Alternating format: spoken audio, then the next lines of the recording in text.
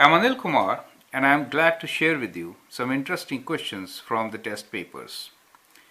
These will help you to do very well in your exam and I wish you all the best.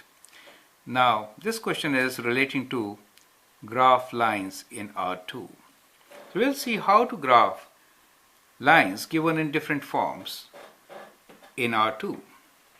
So the question here is graph the following lines.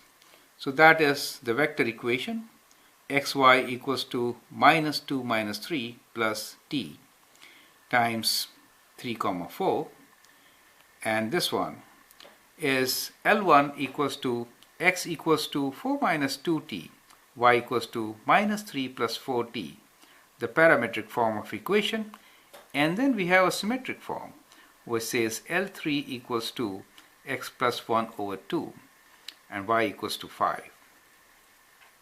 I'd like you to pause the video, sketch these lines, and then look into my suggestion. Now let's see how to graph these lines. So we'll go one by one and draw them. Here is the first one.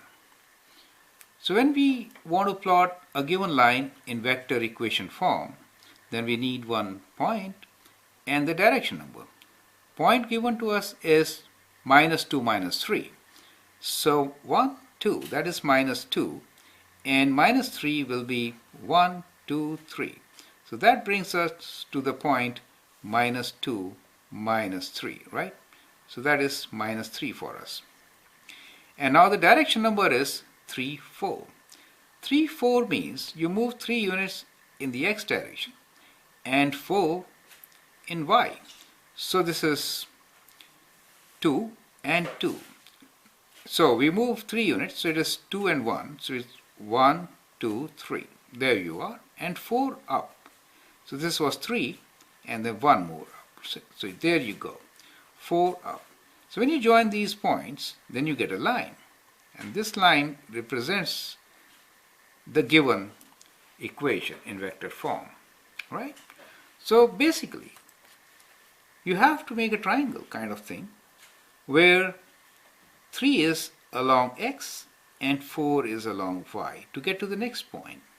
And again you can do the same thing and get the next point and you can draw your line, right? So that is how you can sketch a line when the equation is given in vector form. Now let's look into the parametric form of equation and see how we can sketch this line. Basically it means what? When we say x equals to 4 minus 2t and y equals to minus 3 plus 4t, then it means that the point we are talking about is 4 minus 3 and the direction is a scalar multiple of minus 2, 4. Now minus 2, 4 is as good as writing as minus 1 and 2, right? You can always simplify this, correct? So we can sketch this line and we'll simplify this and we'll say, well, the point is 4 minus 3 plus t times minus 1, 2. Now, 4 minus 3, that means 1, 2, 3, 4 and 1, 2, 3. So there we are. And minus 1 minus 2 from here means move 1 unit left and 2 up. 1, 2. So you get the next point. 1 unit left and then 2 up. You get the next point. When you join these points, you get your line. So these are my rough sketches, but it helps you to really understand how to sketch the line, right? So 4 minus 3 is the starting point, and then we followed our direction number, which is minus 1, 2. That means minus 1 and 2. So that is the direction in which you have to move from the given point. Do you understand? And you get all the points on the line with different values of t. Now the last one is kind of interesting.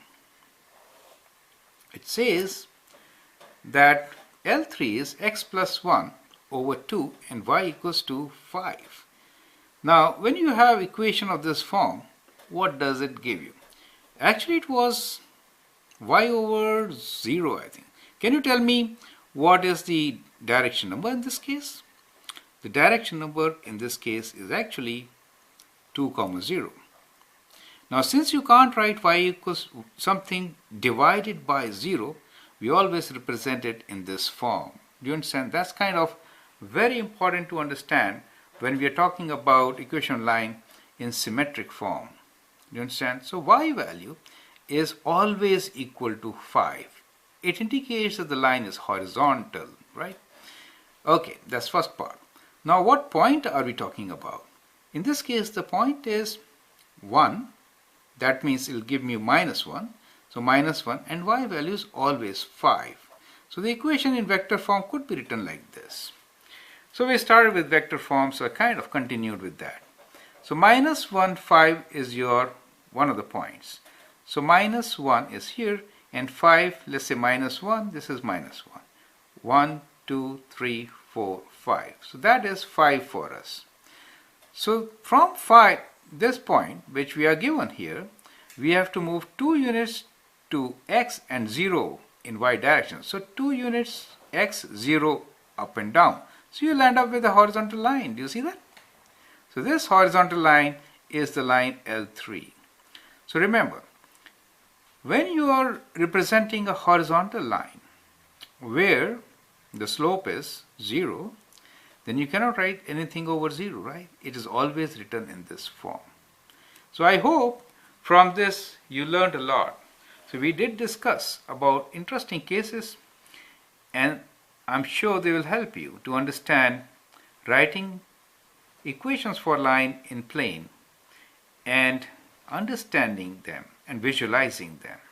We'll have another question similar to this one, but that is about writing equation from the graph. And these two combined together should give you a very good visual view of the whole chapter. Thank you and all the best.